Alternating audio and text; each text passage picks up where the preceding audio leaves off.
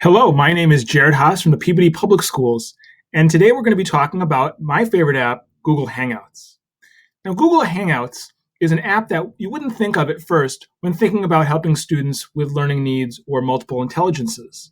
But when we break down Google Hangouts, we can see some of the features that people sometimes might overlook or maybe think of Google Hangouts as just being a social media tool.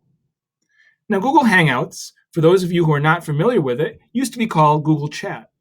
If we go to a Gmail screen, you'll notice over on the left side of the screen where I'm moving the bar is where we used to have our Google Chat. It's been updated to Google Hangouts now, so it's the same product if you're familiar with Google Chat. Here in Google Chat, you typically could have a list of your contacts, and when you clicked on that contact, you could have a window pop up to have a conversation with that person. Now you can also go to hangouts.google.com and have an independent screen to learn how to use Google Hangouts. When you get to the Google Hangouts screen, you might notice at the top right of the screen, it says sign in. That means that you just need to sign in using your Google account. Once you sign in, you should be able to pull up some of your previous Google Chat discussions right there on your screen. Over on the left, you'll notice that there are a couple buttons. If we touch the three bars here on the top left, you'll notice what those buttons mean: contacts, conversations, phone calls, and invites. Now, you could use Google Hangouts as an alternative to a phone and make phone calls, similar to how you might use Skype. But I'm going to talk to you about how you might use it in your classroom to help your students learn. So if I click on contacts, you'll notice I have several of my contacts that I typically talk to, and these are their Gmail accounts. If I wanted to have a conversation with them, I would simply find their name. In this case, I'll find myself, my personal account, click on their name, and a window will pop up. Then all you need to do is send them a message. Hi, Jared. How are you today? And very similar to any sort of messaging program, you will have a conversation with this person. Up here at the top left of the box, you may notice a little camera. Now, what this camera means is that you can have a video conversation directly with this person if you click the camera. So to instigate a conversation, just like on Skype, you would click on the camera button here on the right side, top left of this box, and start a video call. There's also a section where you could add additional people. It's a person with a plus sign here at the top, and using that plus sign, you could add additional people into your conversation. Now you have a group conversation. And then simply over here on the right is some options. If we click the options, you can get notifications if people are talking to you. You can see Hangout history, and you can delete this conversation. Also, you could block the conversation as well if you didn't want to talk to that person, if they were somehow being malicious to you. But those are the basic functions here of Google Hangouts. Now, let's talk about what we've been learning in this course. Talking about multiple intelligences. Why might Google Hangouts be a good tool? Well, Google Hangouts is a means for us to have a conversation without actually having to have a physical conversation. So if I go to my personal site now, you can see this is now my school site talking to me. Hi, Jared, how are you today? And I might respond saying, very well, thank you. I go back to my personal site, and I have a conversation going on. Now, if I wanted to add something to this, if I wanted to, for instance, talk to somebody, let me just sign in so that you can actually see, as I notice. If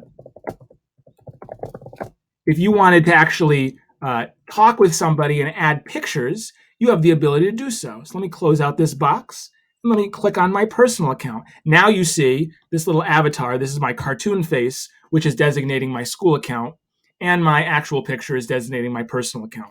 So if I respond here, I might say, very well, thank you.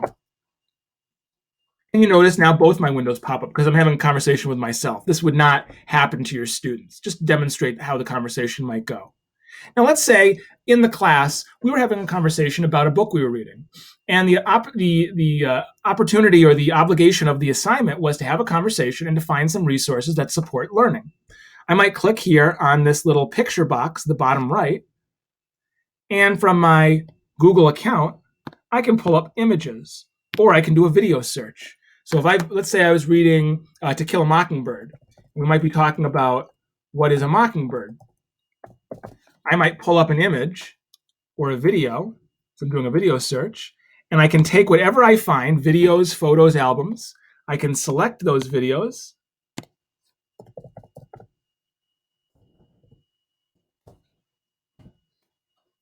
And then I can embed them right into my conversation. So the nice thing about this is anytime you put a link into a Google Hangout, it comes up as the actual source. So I could have a link to a website, I could have a link to a YouTube video, and this allows me to have a free flow conversation. Now, the benefit to Google Hangouts in the end, after I have my conversation, where two students don't actually have to be in the same room even to have the conversation, is that all of my history is saved.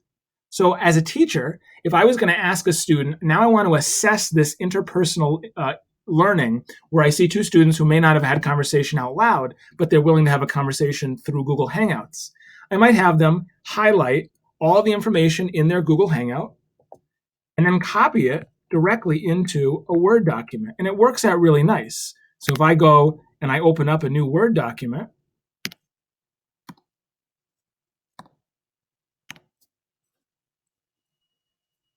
students can literally take that whole conversation and copy and paste it into a Word or a Google Doc, and you'll see exactly what that conversation was, and you'll see little pictures if they have avatars, and you'll see who was saying what in the conversation, and this can be used as a means for assessment.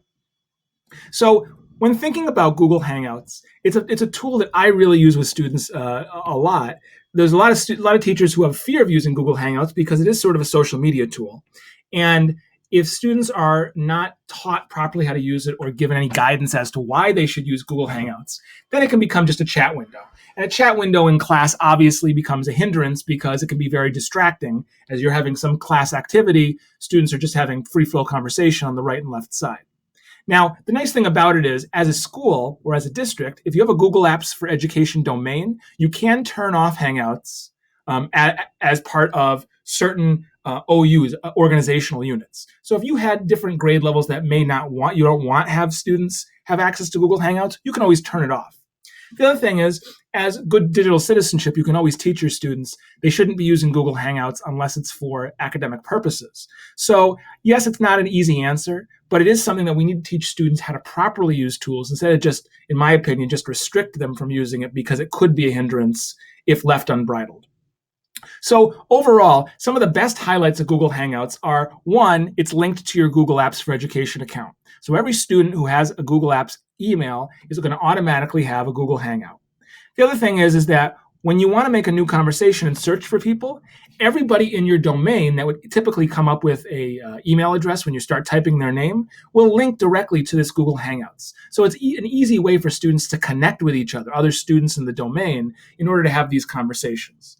Also, the fact that you can have group conversations. I can check off several people in my list, and I can have a message all together, and all of those people are now going to be, as you see number 3 up here in this box, are going to be part of this discussion.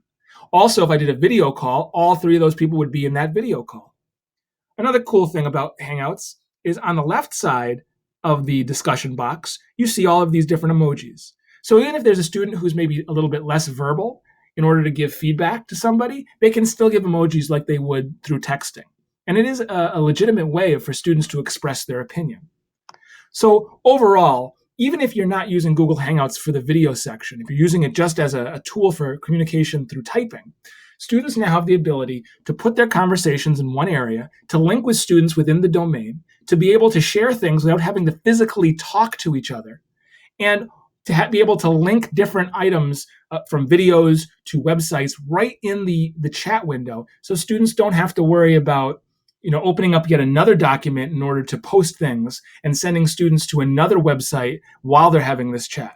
So overall, Google Hangouts is a great tool to use if you want students to build the strength and confidence in discussion, to work on their interpersonal skills, or for those students who are really good at interpersonal skills to thrive and to learn a different way of communicating, which allows them to have conversations without having to physically be in one place.